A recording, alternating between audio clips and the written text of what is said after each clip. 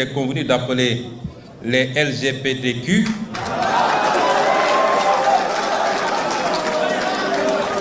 risque d'être le prochain casus belli entre le monde occidental et le reste du globe terrestre si elle continue à être posée de cette façon. Cette question est subitement érigée en débat prioritaire au sein des opinions occidentales que nous respectons quand ça relève de leur réalité.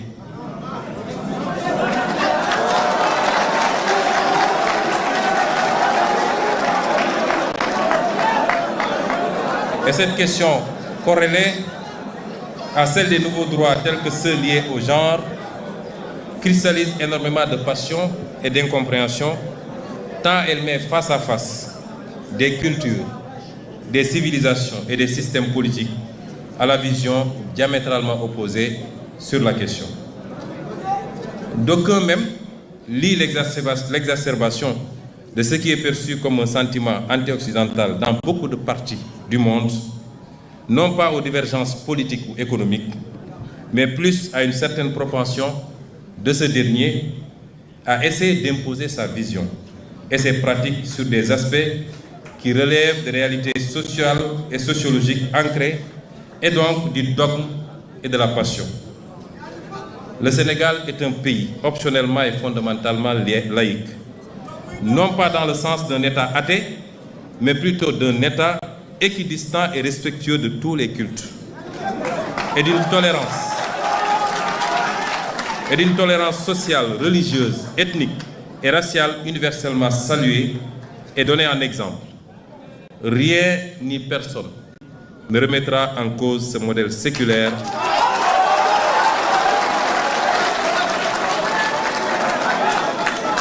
qui précède même l'avènement de l'État sénégalais moderne. Cependant, même si nous partageons une ossature universelle de la laïcité, chaque société l'adapte à son contexte et à ses réalités socioculturelles. Celle du Sénégal, je viens de le rappeler, n'est pas faite de séparation rigide de l'État et de la religion, mais d'une complémentarité contenue faisant de l'État un acteur assumé du fait religieux qu'il encadre et finance même, et des religieux, des régulateurs sociaux indispensables à l'apaisement et à la stabilisation de la vie politique et sociale. Ceci est rendu possible et même indispensable par la texture socioculturelle du peuple sénégalais, au sein duquel le spirituel occupe une place importante, chrétiens, musulmans ou adeptes des religions traditionnelles confondues.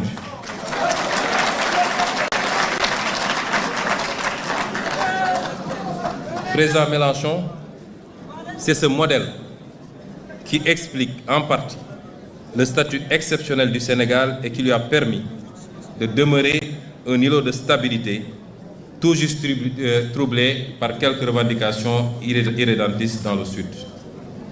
Il est alors évident que les velléités extérieures de nous imposer, encore une fois, l'importation de modes de vie et de pensée contraires à nos valeurs risque de constituer un nouveau casus belli.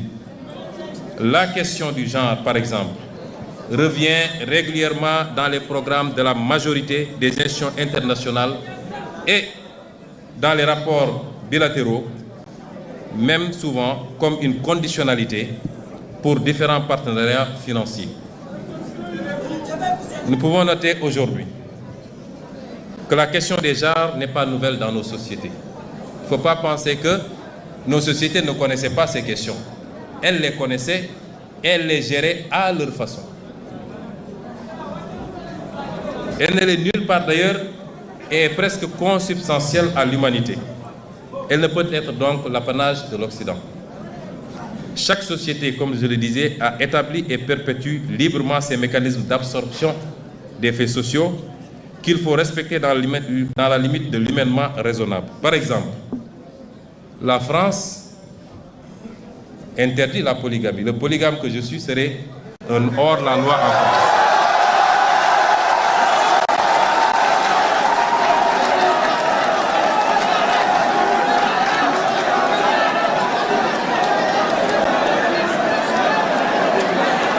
nous l'admettons.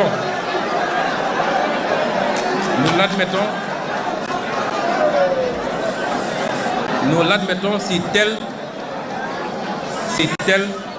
est la culture, le mode de vie de la France et de l'Europe.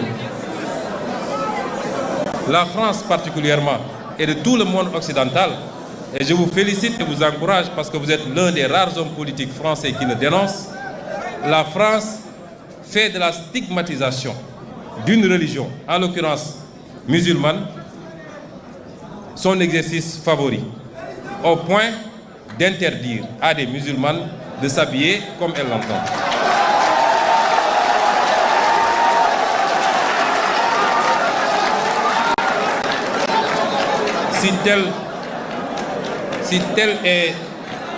Si cela est conforme à la culture, au mode de vie, aux options des Français, nous l'acceptons et les Sénégalais qui vivent en France devront s'y adapter.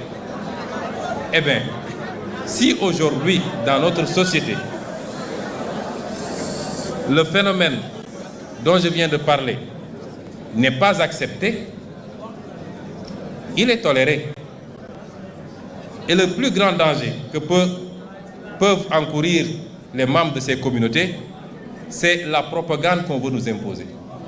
Parce que depuis l'aube des temps jusqu'à présent, les sociétés ont vécu avec ces phénomènes et il n'y a jamais eu de persécution, ni ici au Sénégal, ni nulle part en Afrique. Jamais eu de persécution contre ces communautés. Chaque peuple a connu ces phénomènes au point de lui trouver des concordances sémantiques. Ici au Sénégal, on dit Gor Djigen. Ce n'est pas tombé du ciel, c'est parce que ça existe. Mais nous l'avons géré et nous continuerons de le gérer à notre façon et selon nos réalités socioculturelles. Et c'est pourquoi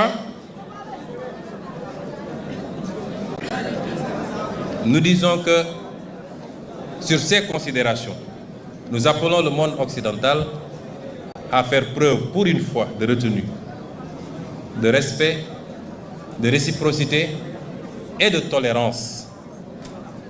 J'entends souvent, quand il y a des problèmes en France, les officiels disent c'est à notre mode de vie qu'on s'est attaqué.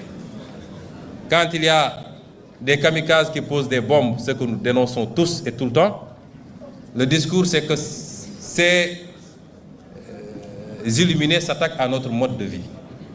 Eh bien, nous aussi, nous avons un mode de vie. Le mode de vie ne peut pas être uniforme et universel. Il doit souffrir de quelques exceptions, ça et là.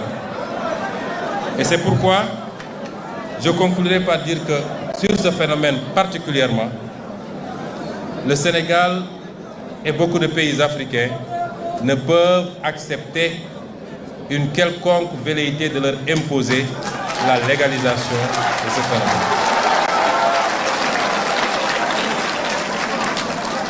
Pour conclure, je dirais à monsieur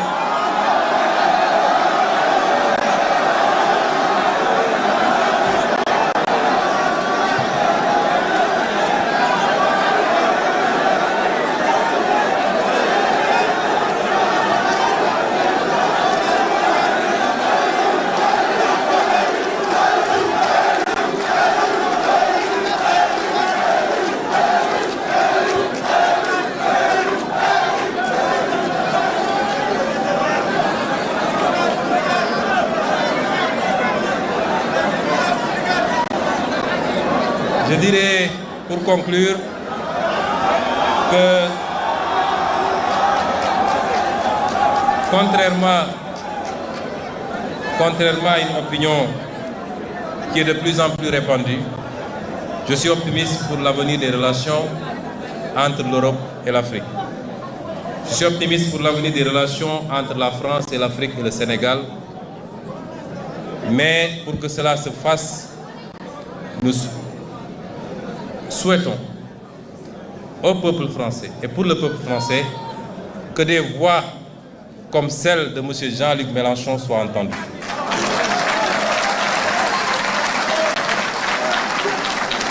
Qu'un discours éclairé, réaliste, qui tienne compte des évolutions remarquables de ces dernières décennies et qui marque un tournant que seule l'élite européenne ne comprend pas encore, il est important que ce discours soit entendu.